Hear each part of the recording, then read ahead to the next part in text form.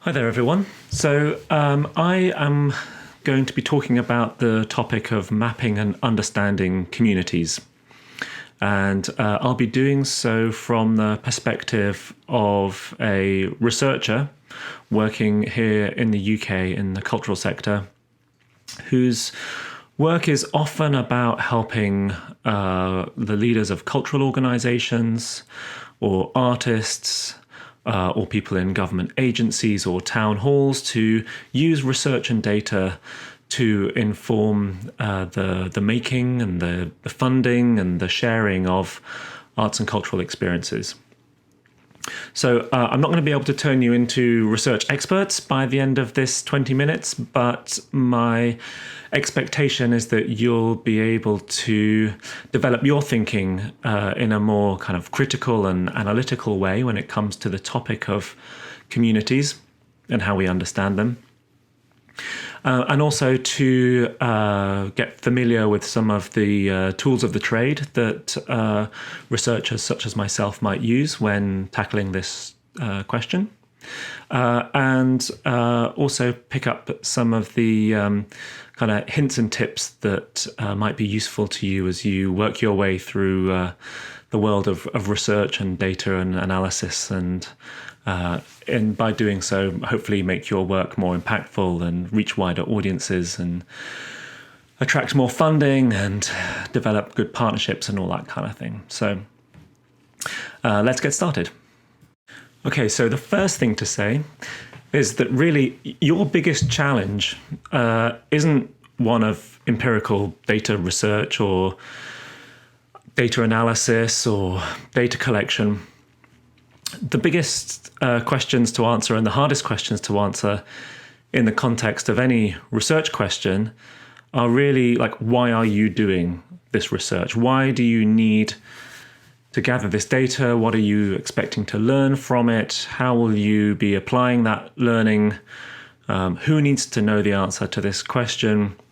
And how will your operation or your organization or your artwork or your audience look different as a result of the research that you'll be conducting or commissioning? Okay, so we're going to start diving into some slides in a moment.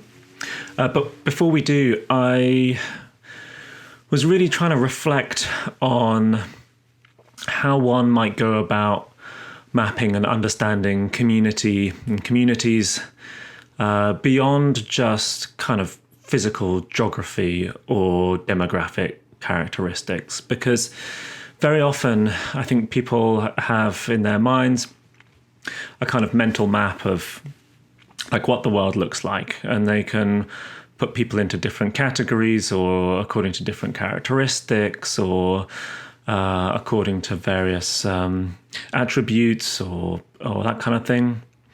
And I've tried to think about kind of three ways in which you might define community in the context of a research brief like the one we're tackling today. One is communities of circumstance. The second is communities of practice. And the third is communities of affinity. And these aren't comprehensive characteristics. They're just kind of, I think, three useful ways to complicate the question of community and what do we mean by community. So taking the first of those, communities of circumstance, I mean, each one of us is, born into certain circumstances and imbued with certain characteristics, some of which perhaps are genetic or demographic or linguistic. And, these form the basis of some of the relationships that we have with our families or with our neighbors or with our friends or our compatriots or people in our peer group or our age group. So that's quite a conventional way of thinking about communities. That there's something about each one of us that leads us to be defined as a member of a community. And of course, there's plenty of data available to map and to understand like what those sorts of communities look like. The second of my three general types of community is community of practice. Many people in the kind of arts and cultural realm think of themselves predominantly, perhaps as, and define themselves somewhat by the kind of work that they do. Perhaps it's a kind of an art practice or an art form or a genre. And merely as a result of specializing in one particular kind of artistic practice over a period of time, and letting that inform one's place of study as well as the subject of study, the kind of friends that people gradually accumulate over a lifetime, the kind of things you read or you watch, and the kind of places that you go, and the kind of work that you do and the workplaces that you have.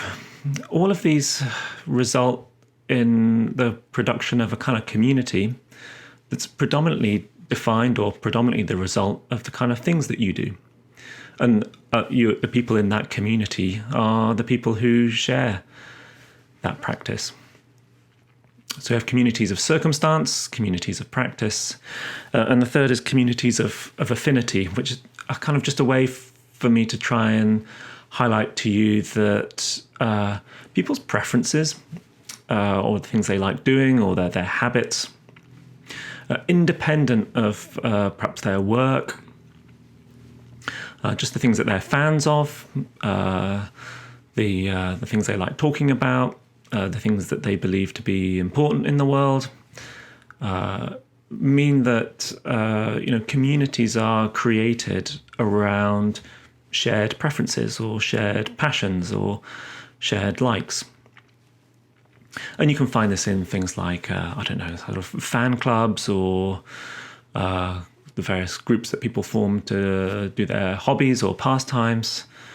And they might be short-lived. They might happen, be communities that come into existence perhaps just, once a week or something. But that they're communities, a bit like communities of practice, which result from the intentional kind of activation of things that are meaningful or attractive to people, rather than communities that are created as a result of the circumstances in which they find themselves. You can already anticipate that there are many ways in which these communities overlap or are kind of not quite straightforward as they might seem. Okay, so one of the ways that I thought would be helpful to begin to tackle this question of mapping and understanding communities would be to take things right down to the kind of most simple level. All right, look what's happened. Person A, person B have turned blue. Person D, person E have turned green. Person C doesn't seem to have turned any colour at all. So what does that mean? Well, okay, it doesn't really matter what these colour changes represent. It could be something to do with an activity that they've done. Perhaps A and B are both, playing musical instruments, and D and E are both engaged in portrait painting, who knows? And person C just isn't up for either of those two things. Perhaps it's about kind of religious preference, and A and B are Catholics, and D and E are Buddhist, and person C is having nothing to do with religion of any kind. All this is to illustrate, really, is that, suddenly there is something that is uniting a few people in this community and differentiating them from each other, and that maybe they all looked kind of the same at the beginning of this process, and now they're starting to look a little different. What does that mean for data collection? Well, this is the big question. And I'll show you a couple more slides to illustrate quite what I mean.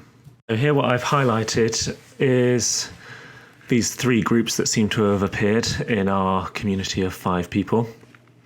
And if you were to go out into the world and try and map your community according to their shared characteristics, so the things that people had in common with each other, then you might easily arrive at least 3 communities here within this 5-person group. And that's not to say that these are the only possible communities that exist. If there were person F, G, H, I, J, etc., would they necessarily fall into these 3 groups or not? Maybe there's a 4th and a 5th and a 6th group that you've not kind of captured. Even in the land of perfect and simple theory, there's a good deal of complicated variation that even our previous 2 slides hadn't taken full account of. And this is just to illustrate, of course, that even if you're collecting data that is designed to identify where people have things in common, or identify areas in which they are different or in opposition to each other, there are many, many ways in which people have more than one kind of personality or set of circumstances or attributes that reflect even the same kind of sort of topic or the same kind of category that you might be interested in measuring. So when it comes to, for example, people's, let's imagine their kind of sporting affiliation, maybe depending upon whether they're with their family or with their friends, they're going to support one team or another, some divided loyalties that they have to navigate. There's been a missing part of all of this simplified theoretical model up until now, which is the things that connect people.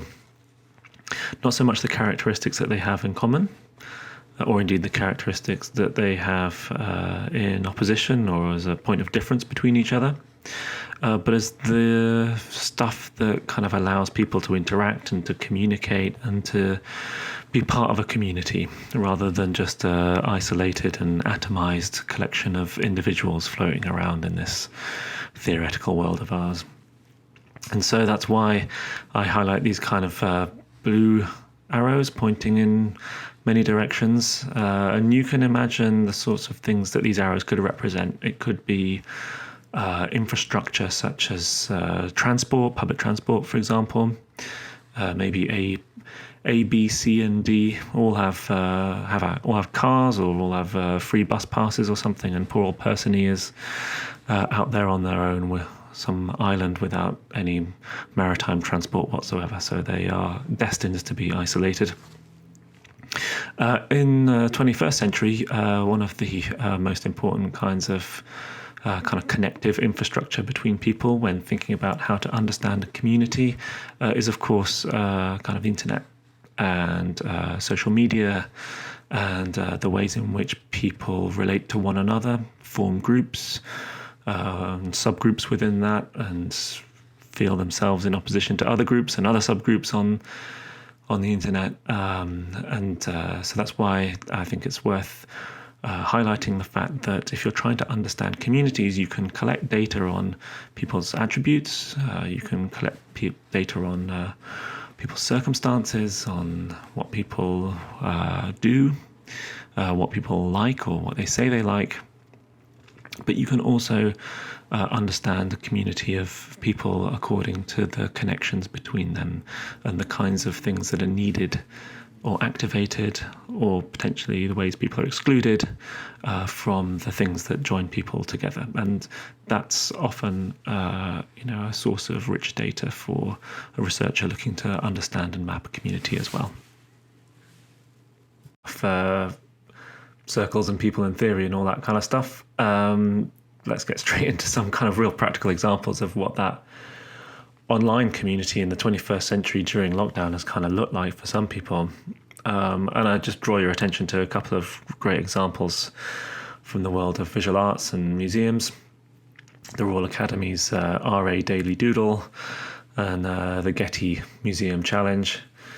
And I just bring these two examples up because I think they're such a great illustration of the way in which online communities can be cultivated by, large institutions. There's very little cost to participate in these kinds of communities. From the kind of public side of things, it's just a bit of resourcefulness and creativity, and on the institutional side, it's a bit of risk and a bit of generosity. But it's been a way in which otherwise entirely closed institutions have been able to not just maintain but kind of actively cultivate communities that are not constrained by sort of specialist art form interest. They're not constrained by geography. There's nothing to indicate that there's anything especially intimidating about the open invitation to participate in any of these kinds of things. And the spirit with which these institutions have responded to the public, I think, has been really interesting and a really good model for how cultural institutions more generally can think about their relationship with their communities, especially in these kind of constrained and unusual circumstances.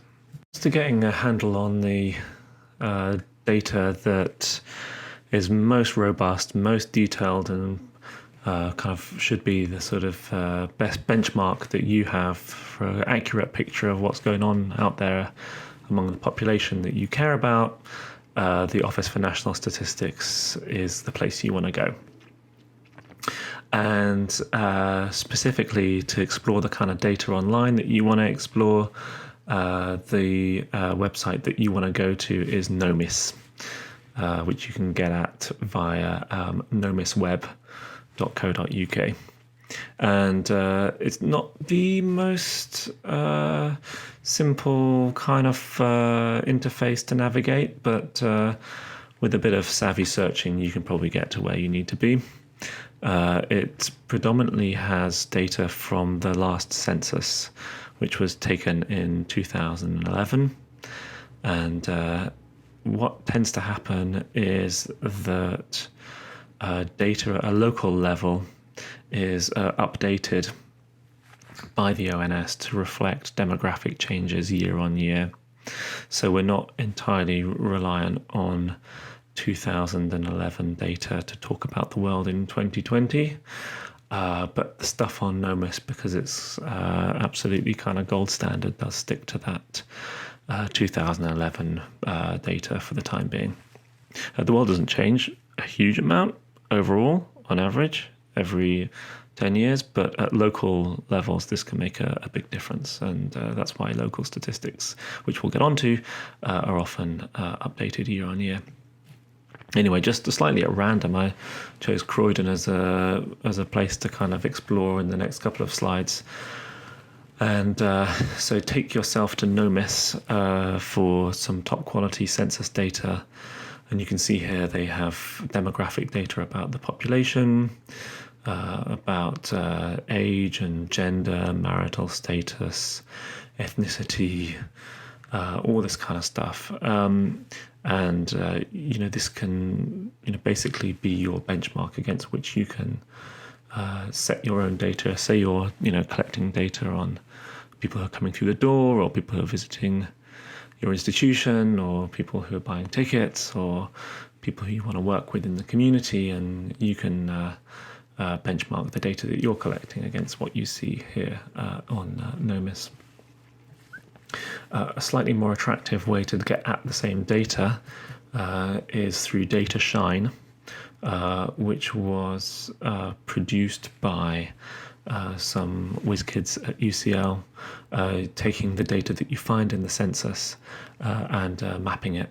And you can see some of the same data for Croydon here that we had in the Nomis web, but mapped and the interfaces on this website allow you to shuffle through all the different kinds of questions that people are asked in the census, and you can explore data on a kind of mapping interface way, rather than diving through tables and things. And this is something available at datashine.org.uk. I'm guessing if you're interested in community data, then the national data sets are only going to be so useful to you.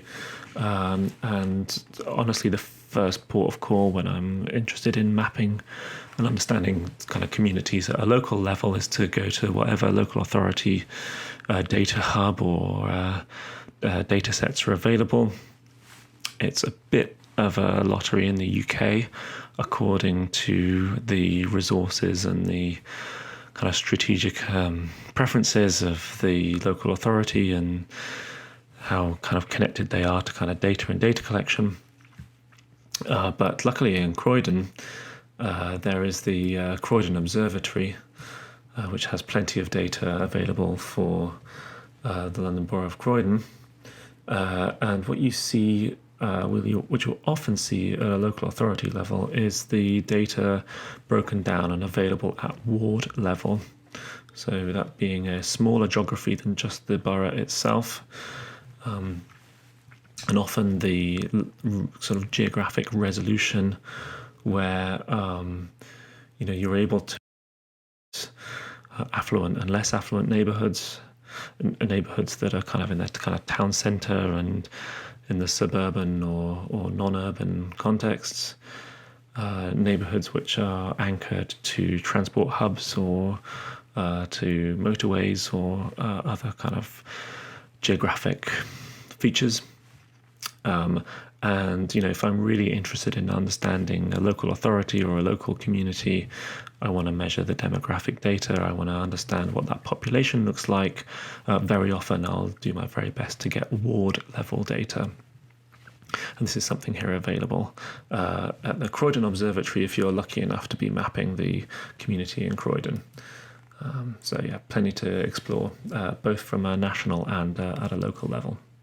As we understood from our person A, person B, person C, person D, person E simplified theoretical model, there are many ways in which people have quite a complicated set of attributes, and when it comes to arts and culture, quite a complicated set of relationships about what they like to do and who they like to do it with, and the communities that they form as a result of the cultural lives that they have, or the cultural lives they have as a result of the communities in which they are a part.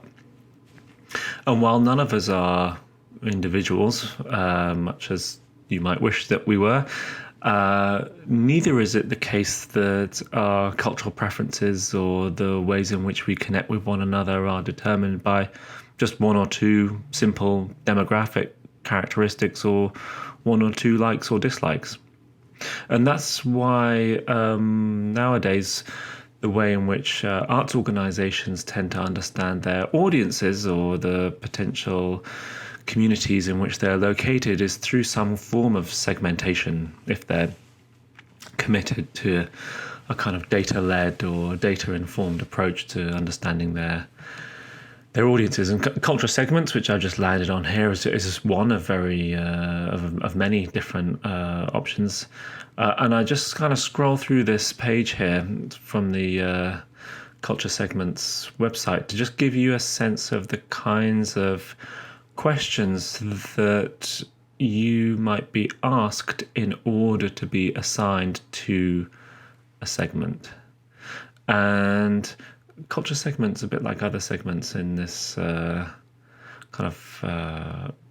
this area, are all a way of understanding that there is a pattern, and there are patterns in the ways in which people engage with arts and culture, and we're not all individuals, but the patterns that are formed are not specifically a result of any one demographic characteristic. So culture segments is one from the guys at Morris Hargreaves McIntyre. And segmentation more generally, just outside of the cultural sector, is well understood. People usually familiar with like mosaic segments. Another kind of segmentation model is from the audience agency, the audience finder, audience spectrum. And we're back in Croydon here on this page. And what I've done is I've just logged in, which you can do for free, to the audience finder segmentation dashboard. I'm not affiliated to any one cultural organization or anything like that. It's just an average user account, completely free and unaffiliated. And I found Croydon, had to explore around the dashboard, found Croydon. I've selected Metro Culturals, which is a name for one of the segments in the audience finder segmentation model. And this just, indicates a bit about where the kind of propensity to exist in a metrocultural segment is. So, Croydon has a few, but obviously, central London has the bulk of the metroculturals. And I've just landed on a kind of statistical digest on metroculturals in the audience spectrum segmentation model. And we're just looking at what their creative pursuits are. So if you are one of these metrocultural people, I have strong suspicions I might be one of them, then this is a breakdown of the kind of creative pursuits that metroculturals might be likely to engage in. And what I want you to focus on is this section here. And I want to just explain just a little bit about the difference between index and percentage, because that tells you not just about segmentation models, not just about audience spectrum, but about the whole way in which you might think about approaching the task of mapping and understanding communities. So just to decode some of the language here, index is basically how much more likely or unlikely are you compared to the average to do something. So those of us in the metroculturals and 100 is the average. So those of us in the metroculturals are much more likely, 3 times more likely than average, to have bought any original works of art for ourselves. And we're less than average likelihood of doing any textile crafts such as embroidery, crocheting or knitting. Okay, make of that what you will. But the point here is that although we're much more likely to do something or less likely to do something, if it's a minority pursuit, then it's only going to be so useful to you to understand that strong difference between the average.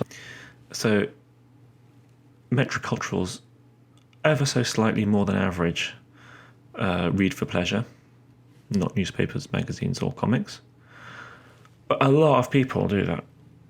And so, although it might not be a big difference, thinking about back to our kind of theoretical model, although it might not be a big difference between metroculturals and the rest of the world, because a lot of us do it, 74%, it might actually be something to concentrate on as a really important and salient thing that we do. And if you, for example, are a knitting organization who wants to get in with us metroculturals, you can potentially look at something that we do much, much more than average. We make films or videos as an artistic activity. And you might think, oh, great, okay, that's what really defines this group. So let's team up with a filmmaker, or let's team up with someone who does this kind of stuff, and we can try and induce more people into knitting from the metrocultural segment. But actually only 7% of metroculturals do that kind of making films or videos, so it's not actually going to reach that many more people.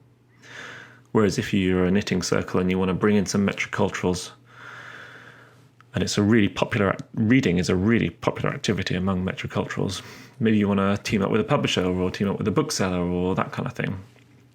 And that's how you're more likely to draw us in. So this is just an illustration of the ways in which differences and strong difference in preferences or strong difference in lifestyles or be really apparent to you, can be really salient, but actually might not be that meaningful because what you're hearing from or what you're noticing is a big difference, but among a very small number of people. And this doesn't just apply for audience segmentation, doesn't just apply to the audience finder, audience segments. It applies in all approaches to mapping and understanding communities. So you don't want to let big differences among small populations necessarily sway your approach to programming, to marketing, to audience development, to fundraising. Some a kind of general principle there. We covered some demographic data that you might get from the Office for National Statistics about national data sets and local populations. We've covered a bit about the idea of segmentation and how segmentation can help you think about how to categorize or how to systematize your approach to understanding your community. And it would be completely neglectful of me not to take you finally to the sort of best local data we have at a nationwide level on cultural participation and engagement, which is from the Active Lives survey. And this is a dashboard that the Arts Council have prepared on the data, the best and latest data available on local authority level arts engagement, and simply kind of getting testimonies or anecdotes or feedback in an informal way is something that all of you, I'm sure, are very used to doing and very competent at. So I just thought I'd make sure I could do what I could to introduce you to sort of the more quantitative or sort of statistical side of things. What I would normally do if given a brief to explore local communities would be to see if there had been other research exercises undertaken, which I no doubt would contain some rich qualitative data. And these are the kind of research reports which might be undertaken to inform local strategies, undertaken to inform funding bids, or like whatever possible reason there might be to conduct some local research. And that kind of storytelling, those individual or kind of group testimonies, the kind of content you might find from a focus group or an interview are just the right kind of thing that will help you make some sense of the quantitative data that you'll be able to explore on the resources that I've shared with you so far. So of all the places that I could point you to for useful resources in the broader challenge of using evidence and research and insight into mapping and understanding communities, the two places that I absolutely have to point you to are the RSA's Cultural Learning Evidence Champion Handbook, which you see on the left here, freely available and absolutely just fantastic. Although its topic is specifically aimed at people interested in kind of cultural learning or young people's cultural experiences, the advice in there, the kind of systematic approach that they suggest, the kinds of resources that they point to are going to be equally useful to anybody beginning a process of research who's not quite fully confident about their research smarts. It's a resource that I point to time and time again. It's fantastic. The resource that you see on the right is from two friends of mine who are academics at King's College London, who have produced a quite accessible PowerPoint slide deck, which you will find downloadable on the link that you see there up on the right-hand side of the screen, which comes out of the two things that are really have come together in a kind of beautiful cultural policy confluence here in the UK.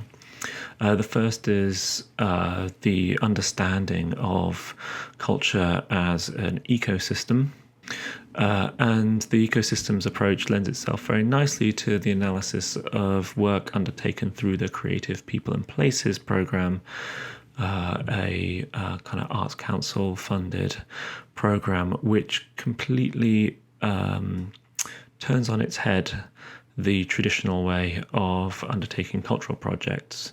The idea being that work is undertaken in response to local demand or local strengths, rather than being kind of imposed or supplied from elsewhere or by agencies or organisations outside of the communities in which the work is taking place. And there's lots and lots of research and lots of evaluation, which is rich in qualitative data that will be really useful to you as you go about thinking about how to map communities in your area.